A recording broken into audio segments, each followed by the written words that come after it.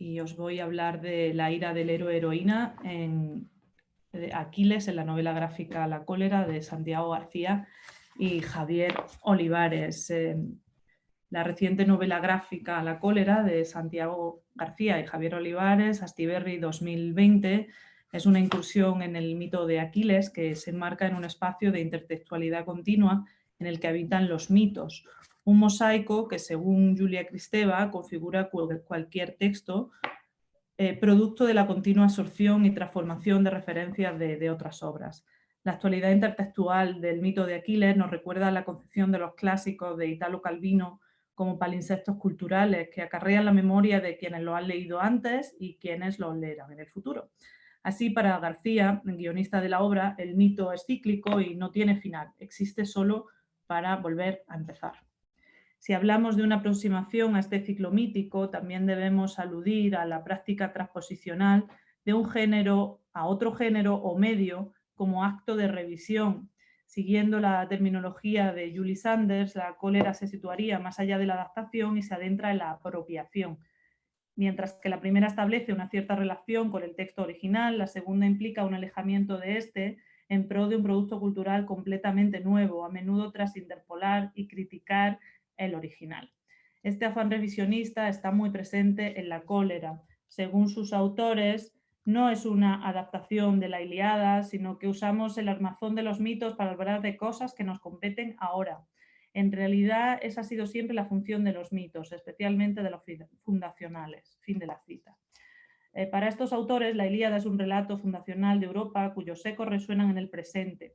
La conexión en la crisis migratoria actual, con miles de personas buscando refugio en el viejo continente. Como relata Olivares, y cito, todo empezó con una imagen de Santiago muy brumosa, de un personaje en una playa, tirando del hilo y viendo lo que estaba pasando a nuestro alrededor y los cambios que se estaban produciendo a nivel social y cultural, llegamos al mito, pero con la idea de usarlo para contar otra cosa, mucho más contemporánea. Fin de la cita. En una primera parte, La cólera narra el conocido mito de Aquiles. Comienza con su hazaña en la guerra de Troya y luego a través de flashbacks ilustra su juventud y su paso por Estiro, antes de que Ulises lo convenciera para ir a la guerra.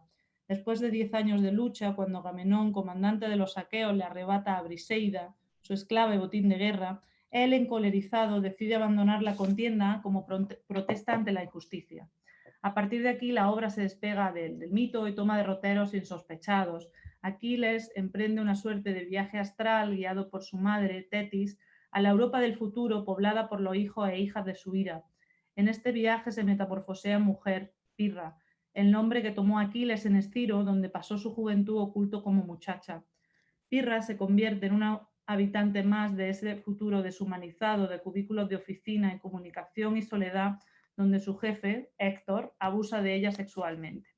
Ayudada por Pat, el alter ego futuro de Patroclo se convierte en una de las líderes de un movimiento radical que busca liberar a los refugiados, parias de las guerras de Europa libradas fuera de su frontera, que son sistemáticamente explotados y marginados. A su vuelta a la antigua Grecia, Aquiles Pirra decide abandonar el sendero de la ira y la guerra y llevar una vida pacífica y anónima con Patroclo hasta el fin de sus días. Pero todo cambia con la muerte de este a manos de Héctor, y ahí volvemos a la historia conocida, que vuelve a despertar su ira. Esta comunicación analiza la obra de Olivares y García como relectura del mito de Aquiles, del ciclo, y como apropiación en clave revisionista futurista. En el caso de la relectura está fundamentada en las fuentes. Existen pasajes muy marcados, tomados de la Ilíada, de los cantos 1, 9, 17 y 18, incluyendo la ekfrasis del escudo, completa, narrada sin texto, también de los cantos 19 al 22. Y tenemos los episodios de la educación de Aquiles, como la niña Pirra, tomados de las fábulas de Higino. El episodio El caballo de Troya, apenas esbozado, no llega a aparecer en la Ilíada, pero figura en otra fuente clásica. Y el periplo de Ulises a Ítaca, que en la novela gráfica se narra de una manera muy veloz también y sin texto, es un resumen de una historia que hemos leído y visto muchas veces, evidentemente nos remite a la Odisea. Igual que el pasaje en el que el héroe acude al inframundo y reconoce en su soberano a Aquiles, que le confiesa que preferiría ser esclavo del peor de los amos a rey de todos los muertos. Por otra parte, la novela gráfica se apropia del mito para realizar una exploración de distintas temáticas a nivel formal, argumental, estructural y genérico, vista siempre desde la dualidad ya expresada en su portada especular. En un juego de reversos y anversos que a continuación iré desglosando, los autores exploran el pasado mítico y el futuro cercano de Europa, la cólera y la guerra como metáforas de la cultura europea, la fluidez de género de Aquiles, la ambivalencia de la figura del héroe o las raíces de la civilización occidental como forma de exclusión.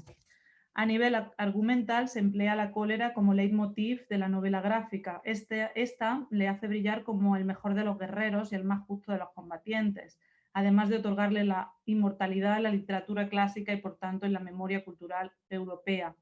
No solo humanos y dioses transitan la Ilíada encolerizados, el mismo poema arranca airado, y cito: la cólera canta, diosa de Aquiles, hijo de Peleo, cólera funesta que un dolor infinito causó a los aqueos y tantas valerosas almas de héroes arrojó al Hades. Fin de la cita. Pero si en el poema homérico la cólera de Aquiles es el símbolo de la guerra de Troya, para Olivares y García el reverso de la cólera de Aquiles son la muerte y la destrucción que engendra, el germen de Europa y de su cultura. Somos hijos e hijas de la cólera de Aquiles, nos recuerdan un mensaje agridulce porque Europa es heredera de la gloria del héroe, pero también de su violencia. Más allá del mero argumento, Olivares y García revisitan el género heroico en clave crítica. Las primeras 25 páginas ofrecen una síntesis excelente de la dualidad de la guerra y del heroísmo.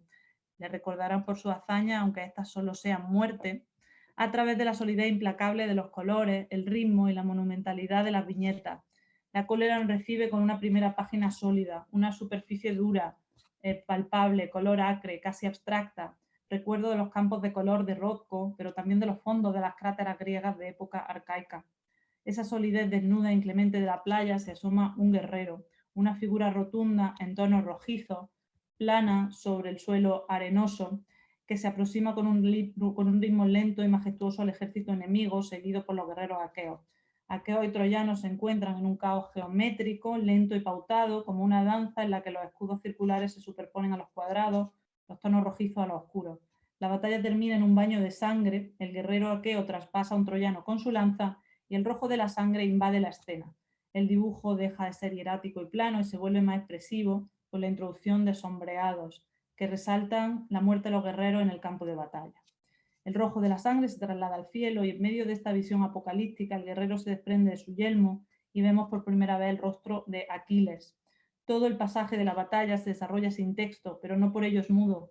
Las imágenes evocan estruendo, todo ello prescindiendo del dinamismo en el movimiento de los personajes y de elementos extradiegéticos, solo gracias al ritmo marcial de las viñetas y a los planos cada vez más cerrados. Un ritmo de crátera que recuerda, sin hacerlo evidente, a las ilustraciones de batalla y combates singulares de estas vasijas que ya incluían secuencias y se pueden considerar, por tanto, antecedentes de la narrativa gráfica, como ha señalado Roberto Bartual. La idea de trascender la historia a través de los gestos bélicos, de alcanzar la inmortalidad a través de la violencia, no parece interesarle a Aquiles. Él lo considera algo más primario, como el sexo. En algún punto de la novela dice: mato porque el cuerpo me lo pide. En el campo de batalla, matar le recuerda que está vivo. Es por tanto un héroe involuntario. La historia le hace héroe después de muerto tras fulminar incortables troyanos para vengar a Patroclo. El héroe Aquiles solo consigue la inmortalidad, pasar en la historia con la muerte. Por el contrario, el fin de Pirra en el flash forward futurista es fruto del sacrificio, un sacrificio que inspira la revolución de las minorías oprimidas y apunta a que la hará inmortal. Aquiles nos ofrece una interesante metáfora especular como un personaje intergénero muy masculinizado a través de su gesta heroica, homosexual en su amor por Patroclo, bisexual en su relación con Briseida, niña como Pirra y mujer como heroína futurista. Esta fluidez de género y de sexualidad se traslada al plano plástico. La figura de Aquiles es muy escultural, flexible, aérea, con una plasticidad de bailarín y una pureza de líneas clásicas. Una rotundidad que se depura en la figura de Pirra y en la mezcla de fuerza y gracilidad. Si cuando aparece Aquiles predominan los tonos negros y rojizos a juego con su cabello, las tonalidades azules se adueñan de Pirra, reforzando aún más esta imagen espejo. Esta heroína futurista habita una geografía posmoderna y queer en la que, según Jack Halberstam, la división entre lo masculino y femenino se difumina un tiempo y espacio queer que representa a la par una crisis de la estabilidad de la forma y el significado y una oportunidad para repensar la práctica de la producción cultural, su jerarquía y su dinámica de poder. Pirra pasa de ser un objeto sexual y pasivo a un sujeto empoderado. Es una mujer sexualizada y abusada que termina por reivindicarse a sí misma y a las minorías oprimidas. Esta visión tiene un claro componente feminista y, por tanto, político. Creen que no nos deben nada, reclama en repetidas ocasiones, en una clara alusión a los que ostentan el privilegio, hombres blancos, europeos, que por el hecho de serlo marcan que es normativo y que es marginal desde tiempos homéricos y míticos. Esta reivindicación contrasta con las mujeres como mercadería, rehenes y excusas de guerra y disputas. Briseida, Criseida o Helena son seres prácticamente silentes en la Ilíada o que cuando hablan lo hacen para referirse a los hombres, como en la doble página de registro humorístico encabezada por la pregunta ¿quién es Aquiles? Las otras mujeres que aparecen en la cólera con cierto protagonismo son Tetis y Penélope, quienes a pesar de la brevedad de sus intervenciones refuerzan la idea de que entre la guerra y la piedad, entre la muerte y la vida, más vale elegir el amor, la piedad y la vida, aunque esto signifique perder la gloria. A esta misma conclusión llegan Ulises y Aquiles en las últimas y apoteósicas páginas de la novela gráfica, cuando se encuentran en el inframundo. Lo que ignora Aquiles es que su cólera no le devolverá a Patroclo, pero a cambio una cultura deudora de esa cólera lo hará inmortal. No habría civilización sin esa herencia de guerra, luego no habría habido guerra si los valores de esa civilización hubieran sido distintos. Ante esta disyuntiva se abre una de las cuestiones más inspiradoras de la obra. ¿Por qué somos hijos e hijas de la cólera de Aquiles y no de la piedad de Pirra? El patriarcado ha anulado ese referente ya existente en el sustrato mítico y ha perpetuado y estilizado un relato tóxico de guerra, exclusión y abuso que constantemente ha cosificado, definido y explotado a todo aquello que considerase otro, mujeres, minorías, seres marginales. Este relato tóxico empapa la esencia del héroe. No puede tener piedad, si no, no sería héroe y no sería recordado. Si no es recuerdo, no es memoria colectiva, no habría engendrado Europa y no sería su heredera, y misericordia con los débiles, violenta y patriarcal. Frente a la ira destructiva de los héroes y de los hombres, aparece Penélope y su mensaje. La vida es tan corta, quien no tiene piedad para sí tampoco la tiene para los demás. Con esta declaración de Carpe Diem, Penélope escoge el amor y la piedad como base de nuestras relaciones entre pares y de nuestra supervivencia como especie. Una revelación que a Ulises y Aquiles solo les llega cuando se encuentran en el inframundo. En la cólera, los únicos hombres sabios son los muertos. La herencia tóxica de privilegio y machismo queda plasmada en esa Europa futurista, donde la civilización occidental ha prosperado técnicamente, pero se ha perpetuado como forma de exclusión. El reverso oscuro queda patente a través del drama de los refugiados, llamados menis, en la novela gráfica, un trasunto del acrónimo MENAS o menores extranjeros no acompañados, etiqueta que objetifica y anula la heterogeneidad de los sujetos y la multiplicidad de historias que traen consigo.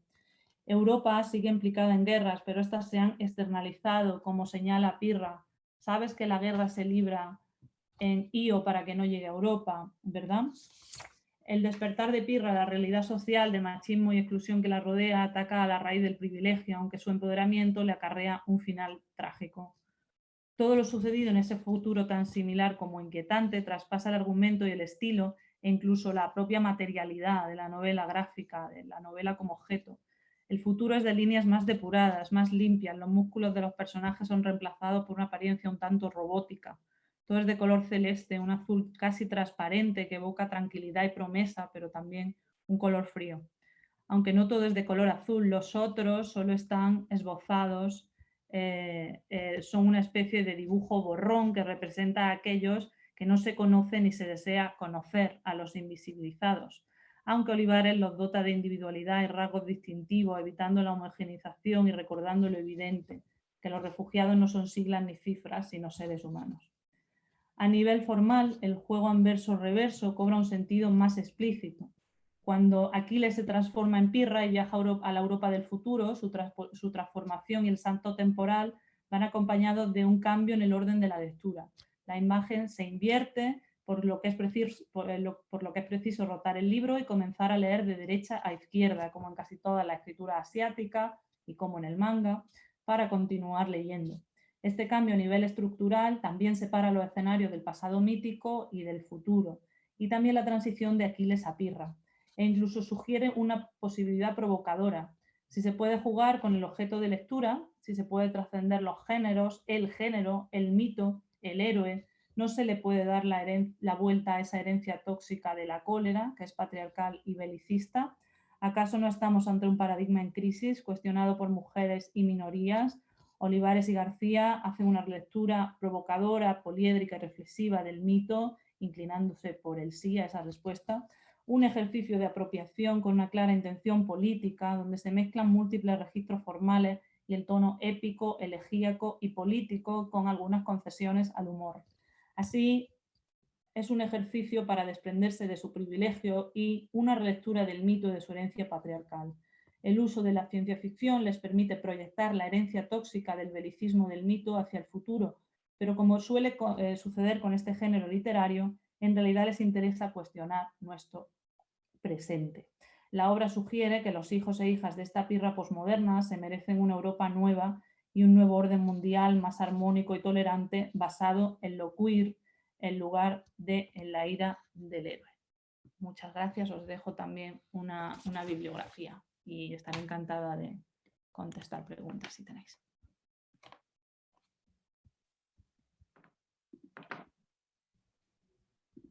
Muchas gracias, María. Brillante ponencia. Vamos a esperar un poquito a ver si hay alguna pregunta. Por aquí no he visto de momento y si no, pues te atacamos.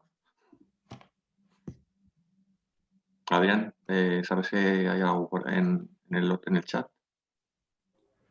No, en el chat de momento no, y por YouTube tampoco han preguntado nada todavía. Yo, bueno, mientras alguien se anima a preguntar, te quería preguntar, María, y bueno, más que todo hacer un comentario de que me pareció súper interesante que sobre todo esta narrativa se relaciona mucho con lo que se ha hablado últimamente a nivel social de, por ejemplo, botar monumentos que nos recuerdan justamente a estos héroes patriarcales que vienen de la cólera, dejar de hablar de la celebración del 12 como si fuera una celebración nacional cuando fue un genocidio. Entonces, este tipo de quizás el tema del racismo institucional, varios temas que han salido últimamente, ¿tú crees que este tipo de cómics, que bueno, al final siguen viniendo de autores occidentales, pero ya están revisando su propia historia, que creo que es el primer paso a asumir el privilegio propio, crees que están abriendo de alguna forma también a otros autores que vengan de otros lugares o de minorías, en el que los mitos que revisen ya no sean tal vez tan occidentales, sino, por ejemplo, sean más del folclore indígena, o que tengan otros héroes diferentes y que tengan otras cosmovisiones? Pues yo creo que sí, yo creo que lo interesante de este tipo de autores, que por otra parte García como guionista siempre ha estado muy vinculado al estudio de la figura del héroe, siempre le ha buscado las vueltas, porque él siempre está muy vinculado a la traducción del cómic de superhéroes, los superhéroes han sido parte de su imaginario siempre, y siempre le busca la vuelta al héroe y al superhéroe de alguna manera.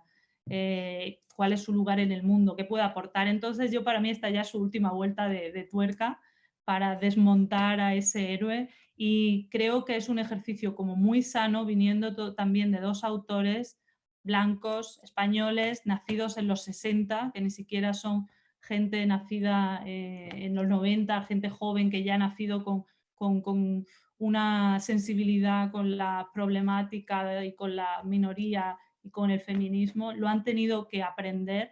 Y entonces me parece como un ejercicio muy sano de desmontar ese privilegio, y una primera parte a eso. Quizá si ellos ahora mismo para hacerse otra relectura del héroe hubieran intentado desmontar mitos que son ajenos a su cultura, entonces ahí estaríamos ante un ejercicio de apropiación, que es otro de los temas candentes, ¿no? Pero ¿qué podemos hacer para mirarnos a nosotros, para examinar nuestra historia y vernos con otros ojos? Pues quizás sí que podemos releer estos mitos, que es lo que hacen ellos y lo dejan muy claro, ¿no? Que en las declaraciones que han hecho a prensa al hilo de esta novela gráfica, pues bueno, es como ese mito, en el sustrato mítico hay muchas cosas pero que podemos trasladar a la hora. Y yo querría pensar que sí, que si ahora nos planteamos que es la primera, es el inicio de la ecuación, ¿no? Pues si desmontamos una cosa, vale, pues la hemos desmontado, ahora vamos a girarnos a buscar otras, quizá sí que a mirar otras cosmogonías y otros autores viéndolo desde otra perspectiva, claro que sí.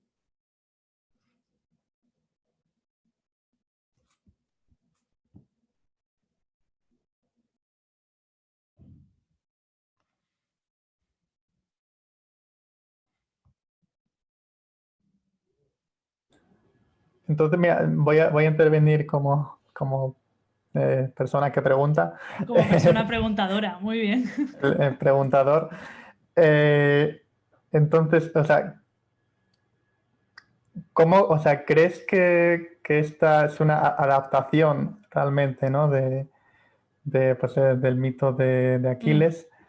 ¿Crees que es una adaptación fiel en la esencia, aunque no lo sea en la forma? No sé si Es que ves yo por dónde vas. con la Sí, fidelidad por eso. es un concepto tan resbaladizo, bueno, quizás las relaciones personales no, pero Exacto, en la literatura, en la traducción, el tema de fidelidad lo tenemos como muy superado, porque sí. lo que es ser fiel cambia con el tiempo. Lo que era una traducción fiel en los años, no sé, en el 19 no es lo que es una traducción fiel ahora.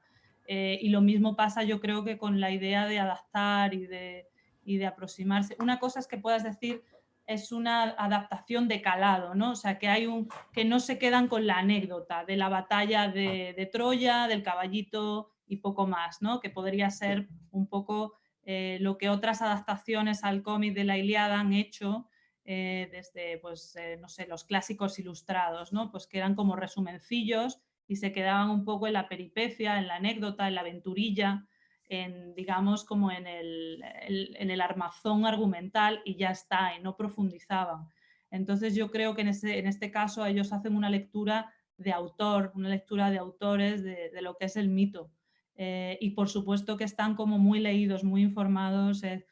Normalmente cuando trabajan juntos y también cuando García trabaja con otros ilustradores, es gente que en el proceso de documentación invierte mucho tiempo y luego se nota que no solo es que se han leído la Ilíada y se han hecho un resumen y ahora vamos a hablar de otra cosa, sino que hay toda una serie de fuentes que se superponen y también de referentes gráficos y visuales, porque eso no es el objeto de esta charla, pero también se puede rastrear muy bien referentes pictóricos de cómo se ha representado la Ilíada y Aquiles a lo largo de la historia del arte, versionados por Olivares, por el dibujante. Entonces, si entendemos fiel como profunda, como que conocen bien el mito, como que han ido a las fuentes y han sabido dialogar con ellas, yo creo que sí. Lo que pasa es que es un ejercicio de adaptación hasta cierto punto porque luego se salen y ya lo que hacen es apropiarse de él y darle la vuelta. Entonces, yo creo que hacen muy bien las dos cosas, que es una cosa extraña, ¿no? Porque normalmente la apropiación desde el inicio parece que ya están desmontándolo, pero ellos son como que se pliegan bastante a todo lo que es la gestación del héroe en la Ilíada y en el ciclo de Aquiles en general, y una vez que ya te han montado eso y te lo han planteado, entonces es cuando empiezan su ejercicio de apropiación. Entonces, por eso me parece muy interesante como adaptación literaria. Sí, vamos, yo estaba pensando, según hablabas, en la adaptación de Troya, ¿no? Que la veo un poco la antítesis a lo que has comentado, ¿no? Mientras que este cómic es una obra más de autor, digamos, pues la de Troya tiene como este pretendido realismo, pero realmente no hay ese conocimiento, ¿no? Que dices tú del mito. Y son como muy vacuos, ¿verdad? Los personajes en Troya son como muy planos, muy, no sé, muy caricaturescos. Son tan planos que resultan una caricatura de sí mismos.